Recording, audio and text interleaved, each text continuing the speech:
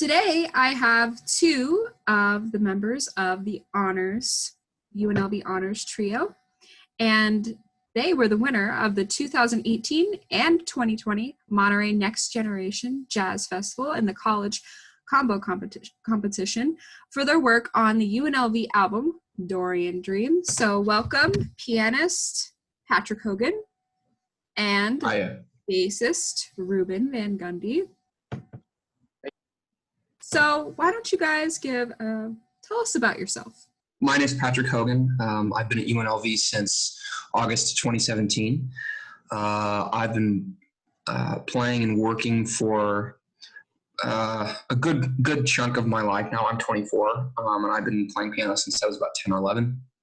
And I've been working semi-professionally or professionally since middle school. And since I've come here to UNLV, I've been fortunate to play with Ruben and Michael Hoffman in the Honors Trio, play with Jazz Ensemble 1, that is, and work around town quite a bit. Ruben, tell me about you. My name's Ruben Van-Gundy. I'm basically a Las Vegas local. I was born in Arizona, but I moved here when I was 5, so this is kind of all I know. I went to Green Valley High School, and that's when I first got into jazz. All the other rhythm section players in my high school from the symphony orchestra were, bass players were all rhythm section players in the jazz ensemble there, including Michael Hoffman, who's, part of the Honors Trio. And so yeah, after that, and I started playing jazz, decided to go to UNLV to study with Steve Flora and Tom Warrington, who was a bass player for Buddy Rich for many years. And also because, Dave Loba's over at UNLV. I play upright bass and bass guitar, and I've had experience doing composition over at UNLV and studying a little bit of music ed and performance. It's kind of all there is. I sub for people around town sometimes, but I'm definitely not as prevalent in the Vegas scene as Mr. Hogan is over here. Well, Ruben, last year, didn't you go on like a mini tour with the, what group was that? Oh, for Legends in Concert, yeah, like a musical impersonator show. They put on a performance with a live band where there's like front singers who are dressed up as like famous musicians like Donna Summer, Sting, Elvis, Lady Gaga, stuff like that. So they require a live band. Because of going to UNLV and connections through there, I was able to get a subbing position going over to Connecticut and doing like a month-long contract there with a couple of other freelance musicians, including the guitarist for the Michael Jackson 1 show, who was our musical director on that performance, which was pretty cool. That's pretty cool, yeah. So what brought you guys here to UNLV? I just kind of here to like study with Steve mostly. Steve is like an amazing bass player who plays around town. I just think like he's probably like, in my opinion, just unmatched as far as upright bass jazz playing around town. And I love the guy very much. And so studying with him has been a pleasure. Studying with Dave, who's our director. He plays piano for Family Guy and for Fox. And also Nathan Tanoe, who helps arrange and put together the music for the Celine Dion show, amongst other things. And, all the typical stuff that people should come to UNLV for. That's why I'm here. Also, it's nice to be a local here because you get to know the scene a little bit better. And, it's a warm welcome of a melting pot. Well, Las Vegas is a very active city for the arts. Yeah, well, it's a 24/7 town, which not as much right now because of the situation in the world, but I love that it's a 24/7 town. So what led me here was very inauspicious. I didn't apply to that many schools when I was going through the process of picking a university. Now, I had been at community college for a few years before coming here, but this was the first time that I was away at an actual 4-year institution.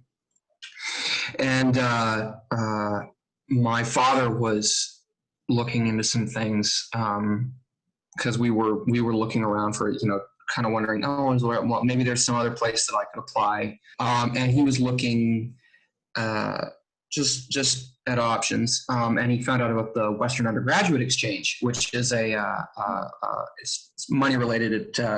If you qualify for it, then you basically pay close to the in-state rate, even if you're from out of state. You have to be like part of a member state, and then go to a school that's a member of this program, and hopefully you get it. So I came to UNLV. I visited UNLV. I auditioned here. That was my first time coming to Las Vegas, and it was really like it worked on so many different levels, because I really liked the city, and I really liked the people here at the school. I really liked Dave, and I came to realize that it would be an excellent opportunity for me to work on arranging, which has really been probably the single biggest focus of the school related things that I've done here. So I ended up making my choice, and now I'm here. Beautiful. So now you're here. You're on the album, Dorian Dream. Let's talk about the two tracks that are on the album. So did you write the tunes, Patrick? Who wrote the tunes, those two tunes? Ahmad's Blues is by Ahmad Jamal. Who arranged it? Oh, who arranged it? I arranged it, but it's written by Ahmad Jamal. It's a tune that it shows up on one of Miles Davis's mid-50s things as a feature for his rhythm section. And of course, there's also excellent recordings by Ahmad Jamal himself. And I went on this real Ahmad Jamal kick with the Honors Trio. He's my favorite piano player, I think. And I went on this kick where we were doing arrangements, and many times arrangements that were done by all three of us working together in tandem, where we kind of drew inspiration from his sound, and we ended up bringing in Ahmad's Blues, and that one I believe I put the arrangement together, so we did that, and we kind of tried to put a bit of a different feel on it. I think that it has a bit of an edge to it, the way that we played it. And we all had an opportunity to solo over it a little bit. The ballad, Softly Say Goodbye, which is mine. And I wrote the tune itself, like everything but the lyrics, I wrote, I believe it was at the beginning of 2016. I had written it for it was both a stage project and documentary project that I was involved with at the time. And I wrote a bunch of tunes for it, and they didn't end up using the music, but it was still a really fun experience. And I believe I wrote the tune in London, where we were working on the project. And it was intended to be kind of in the same mood or ballpark as some of Strayhorn and Ellington's ballads, like Lush Life or something like that. And I think I can't recall whether I first had the idea in London or whether I had the seed of it in my mind before we left. I don't recall exactly, but I wrote it around that time.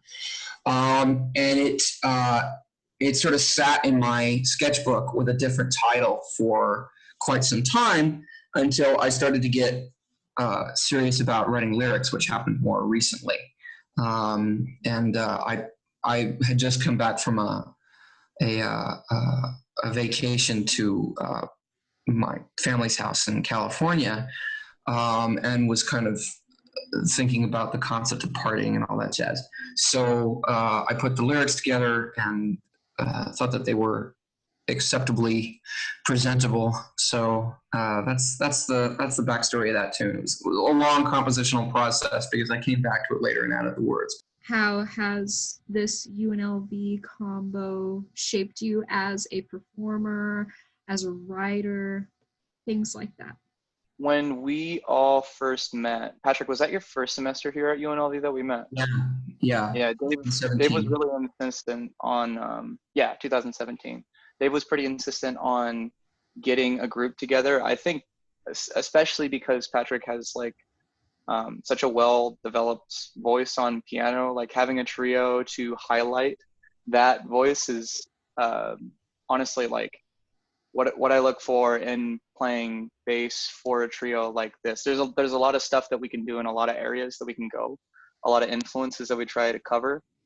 So one of the things that we always try and do is like to seek out different places. We don't, because of everybody's availability and schedule, we don't always have the time to rehearse or like get together as much as we would like. I mean, that's just kind of how it is. But when we have been together, we've been able to kind of, you know, on the spot, like arrange some stuff and throw ideas around, and everybody's got their own influences and stuff that makes that come together. We also, like, we're in the studio at UNLV. We have a recording studio that's really, really nice.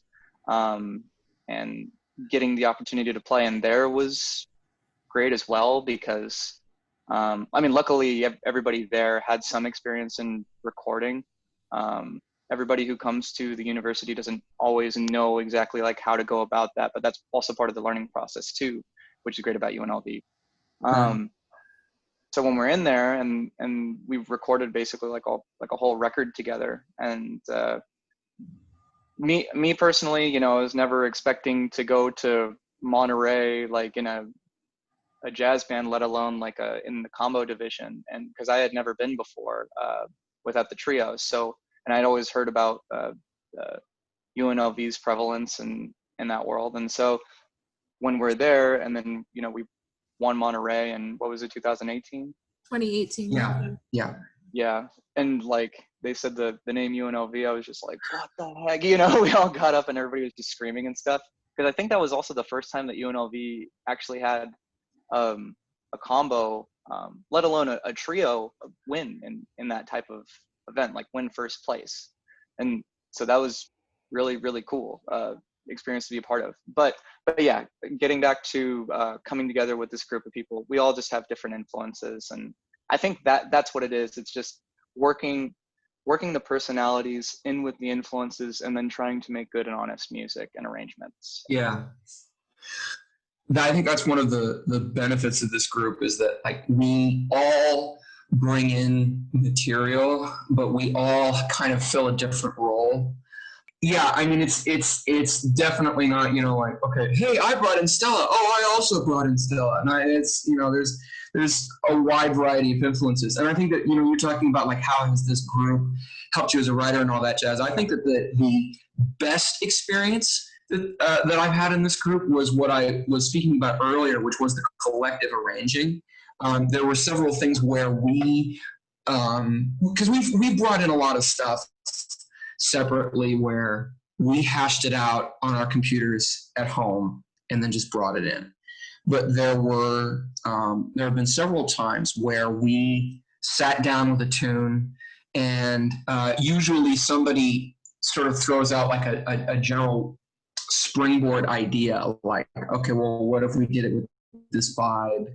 And, you know, we did this tune, you know, et cetera, and then we go through the tune and put together the arrangement ourselves collectively. We throw out ideas. It's almost like a television writer's room. We say, okay, well, what if we had an introduction here and we kind of have this vibe? Or, okay, well, then if we did an interlude, you know, you get the idea. So that actually has been one of the most rewarding writing experiences I've had. I really enjoyed that. And then I even enjoyed, I usually had the task of putting the notes that we would make, the sort of the scribbled out form and all that, and I would put it together in finale and put together like a coherent lead sheet arrangement.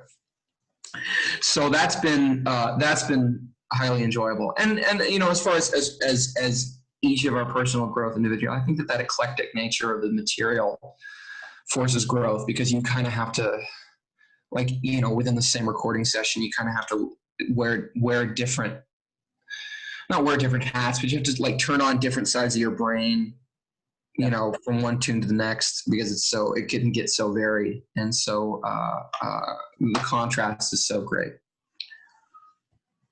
Wonderful. And thank you so much for coming in this morning, and my pleasure. But logging in this morning, and talking about the CD and your experience at UNLV. Thank you so much, Patrick Hogan and Ruben Van-Gundy. And we can find Dorian Dream on Vegas Records, so make sure to check that out.